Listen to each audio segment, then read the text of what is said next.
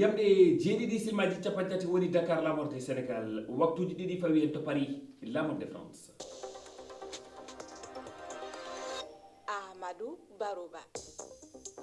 tedduɓe heeɗiɓe RFI Fulfulde jamala wale mon bismilla moon e kabaruji ɗi ko ɓuuri hen tentude oɗo subaka alkamisa ko hande Côte d'Ivoire siftorde ñalande jeytare leydi ndi heeɓi jeytare mayri waɗi duuɓi 65 ñaaƴo konu koɓe civileɓe no eɓɓa to boake sumgoji horeya ko leydi ndi e miijo e mo kala e ɓiɓɓe leydi ndi horejo leydi ndi Alassane Ouattara waɗi yewtere hanki o deƴƴini hakkillaji ɓiɓɓe leydi ndi mayen gartu e ngo wowlago makko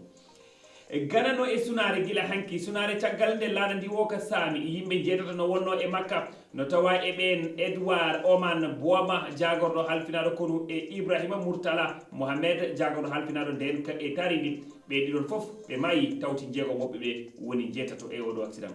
Ousmane Sonko horejo jagorɓe Sénégal fuɗɗima jillu to wiyete Turquie ko balɗe 5 o hani wonde toon kanko e jagorɓe woɓɓe ɗum ko e dow bismago Recep Tayyip Erdogan horejo di leydi hande alkamisa ñalawma ɗiɗaɓo jillu makko kanko Ousmane Sonko horejo jagorɓe ma yewtid e horejo suudu sarɗiji leydi Turquie ko hade mum yiidude e Erdogan horejo leydi ndi e toɓɓe kande yewtidede hakkude ɓe hooreɓe no tawa hen alhaali faggudu hakkude Turquie e leydi Sénégal.